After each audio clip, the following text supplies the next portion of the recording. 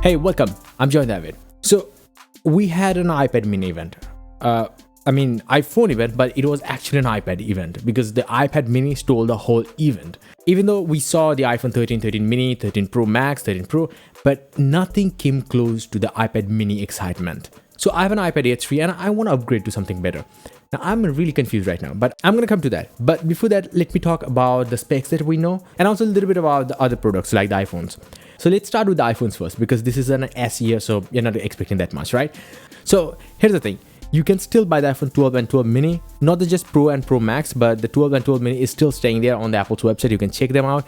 So this year, something cool is if you look at the Apple's website and the iPhone pricing, the pricing starts at $399. Then in every $100, you're going to find a new phone.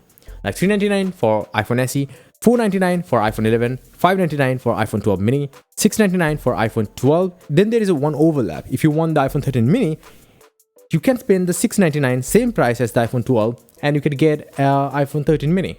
Kind of confusing, but yeah, it's there. But the iPhone 13's price is $799. Now there is a $200 gap between the iPhone 13 and the 13 Pro. The 13 Pro starts at $999 and $1,100 for the 13 Pro Max. It's kind of like that. So there is just only $200 gap. I just don't know why they kept the iPhone 12 mini. Just let it die peacefully, right? So talking about the features, the iPhone 13 and 13 mini is getting few features over the iPhone 12 and 12 mini. That mainly includes a sensor technology in the main camera sensor from the iPhone 12 Pro Max to directly iPhone 13 mini and 13. Kind of cool. The sensors are bigger and there is a cinematic mode in the camera software feature. That's a cool thing. Then on top of that, you are getting typical upgrades like the A15 Bionic. And that's probably it. You're not getting any high refresh rate display and nothing more. That's reserved for the 13 and 13 Pro Max. But here's the thing. You're getting 128GB of base storage. That's kind of cool. And then there is 512GB up to option. So that's kind of cool.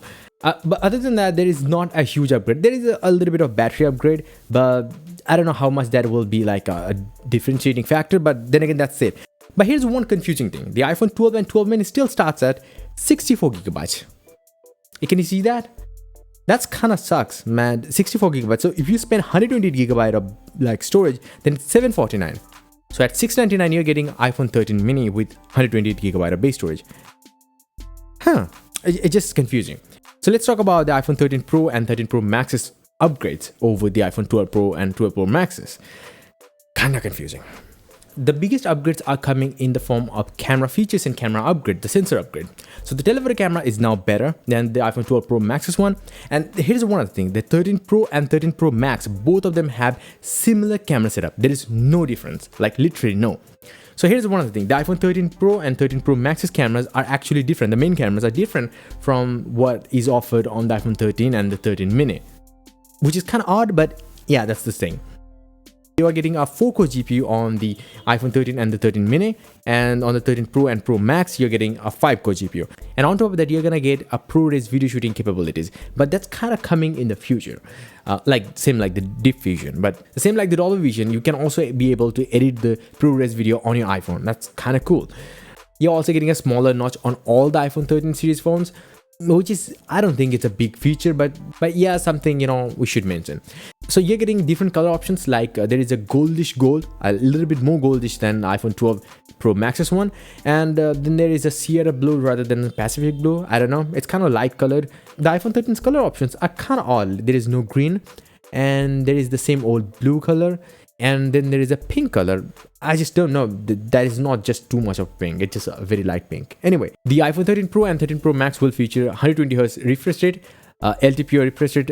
So the refresh rate can vary between 10Hz to 120Hz depending on the content you are watching. Now talking about the storage option, you're gonna get a 1TB storage option for $1499 in the US and $1599 for the Pro Max 1TB, but I don't think that's necessary. And in other places, I don't know what's the price gonna be like, or $2,000. I don't know what's gonna be. Telephoto camera is kind of improved this time. Like it has night mode. It has a 3x optical zoom rather than 2.5x we have seen on the iPhone 12 Pro Max. Matters too much? Not that much, but it's cool to have a night mode on the telephoto camera. That's kind of cool. Now, according to Apple, the battery life will be a little bit better. The 13 Pro will have 1.5 hours more battery life than the 12 Pro. So that's kind of it about the iPhones. What about the iPads? Well, the iPads are actually exciting this year. I've timestamped everything so you can just switch wherever you want. Now here's the thing, the iPad actually got a huge upgrade in terms of storage, because the 32 gigabyte in 2021 is kind of like just bottlenecking thing when it is not even a USB-C iPad. So it's the same iPad, same 10.2 inch screen, not laminated. Yes, it's not laminated yet. You have a headphone jack, lightning port, 64 gigabyte of storage option, A13 Bionic chip, which is a good chip upgrade. At least A12 was good, now A13. Apple is just trying to clear every single A12 based devices out of his store, so it's kind of like cool. But here's the thing, the base price is actually staying similar, $329. But one thing that is cool is it's coming with 64 gigabyte. But if you want an upgraded storage, then you have to spend $479 for the 256 gigabyte. There is no 128 gigabyte storage option, which is kind of bad. Like, yeah. And one of the big improvement that they are giving is from 1.2 megapixel camera, the selfie camera, to directly 12 megapixel center stage camera. Like, I'm calling it center stage camera because this camera is a 12 megapixel ultra wide angle camera. Now it is useful for those who uses the Zoom or FaceTime, kind of useful, but to me it's kind of gimmicky, not that much of a useful thing. I use iPhone's FaceTime camera. So now the biggest one, the smallest iPad, well, it's the iPad mini. It looks gorgeous. Now we have seen the leaks already, so we knew what's coming, but it was not confirmed because leaks are not confirmed actually. I was just genuinely shocked when they introduced that one, and I was expecting Apple to disappoint in any part of it, but they didn't. That's the best part. Like everything, every single thing that I wanted in an iPad mini, or I was expecting, that was there. Even they have exceeded some of my expectations. Like I thought that it will have an A14 Bionic, considering that Apple iPad Air that was launched last year, October, has the A14 Bionic. So I thought that it will be similar, but no. They just said like, yeah, you can get an A15 Bionic inside it, which is just crazy good. And talking about the processor, there is one other thing that you need to know is that it's the 5-core GPU A15 Bionic that you can find on the iPhone 13 Pro Max and Pro, not the one that you can find on the iPhone 13 and 13 mini. Cool. Now you're also getting a 12 megapixel center stage camera. I'm calling it the center stage camera. Forget about the FaceTime camera. It's a center stage camera. And you're also getting upgraded rear camera, 12 megapixel camera. I don't care about the rear camera that much, but if you want the iPad mini to be a travel camera, if you want, it can do the stuff because it's going to be amazing. Because it's a small portable, so I think I've never used an iPad mini before, so I'm more of an iPad kind of guy, like 10.9 inch, 11 inch, 10.5 inch is the screen size that I love. So I've never used an iPad mini, but I don't know how people use them. But because it's a very small, thin, light, you can carry it anywhere. It's very portable. I don't know, people might just take videos with it, photos with it. So they're providing everything. And on top of that, there is one cool thing that I just found out. There's a flash. I just don't know. Now I'm confused. Now I need an iPad that supports Apple Pencil 2. So yeah, the iPad mini also supports that. So the full-fledged Apple Pencil 2, not the Pencil 1 gen. So that's the only reserved for the iPad, the standard iPad. The pricing is a little bit different here. $499 for Wi-Fi variant and $649 is Wi-Fi cellular variant, and both of them are for the 64 gigabyte variant. And the 256 gigabyte Wi-Fi model costs $649, and the cellular model 256 gigabyte costs you $799.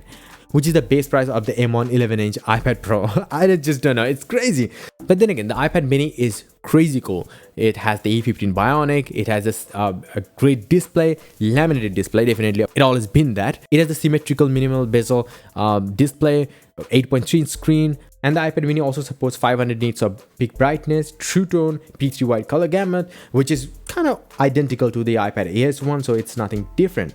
High resolution USB-C, stereo speakers, whatnot is there. Everything is there. It's just so good. The only thing that is missing is the high refresh rate, but that's kind of a pro feature. I don't want that. I don't expect that because it's Apple product after all. But then again, that's the only thing that is kind of like itching me a little bit if you just try to nitpick. But everything else is fantastic, amazing. I just want to buy the iPad mini, and it has a purple color. I'm not a purple fan, but it's just so cool looking that I probably think that this is the color that I want if I'm buying the iPad mini.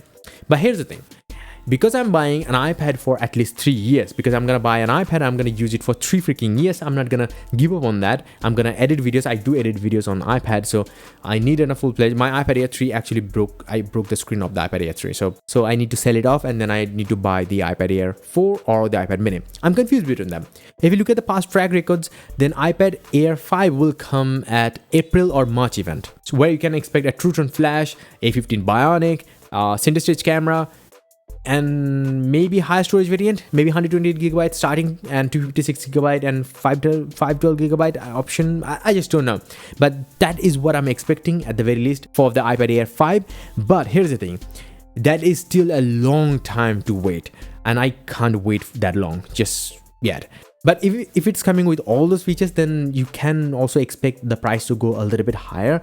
And if you look for the iPad Air 5 somewhere on Amazon or stuff like that, then you can get it for a little cheaper. And the price will be very close to the iPad Mini 6 price. I think in that range, I think I would go with the iPad Air 4. For only one reason, it has the magnetic connector at the back, which the iPad Mini 6 doesn't have. Yes, you can attach it to the Magic Keyboard. And also the iPad Air has a big 11-inch screen, which is kind of usable. iPad Mini screen is really small for me, because I think if I use it for video editing on all those purposes, even though I will connect it to my monitor USB-C, so it's kind of tons of accessories that can be used with it. But the problem is the screen. When I'm editing it on sitting on my bed or couch or stuff like that, or I'm lying down on the bed and I'm editing, that's the only time that I'm gonna feel like the screen is really small, because that time I can't use a monitor.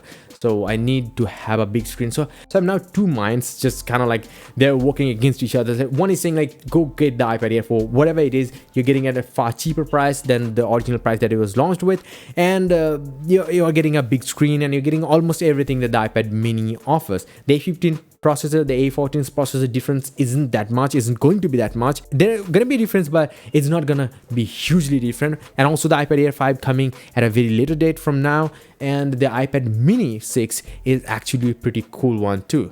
That's my second mind is saying. I just don't know. Let me know in the comment section, are you confused like me? Are you gonna buy that one over the iPad Air 4? Are you gonna buy the iPad Air 4, or do you already have an iPad Air 4? And what you think of the iPad Mini? So yeah, that's about it. If you guys want to see more episodes like this, please hit the like button. Please do subscribe or watch my other videos. Bye and take care.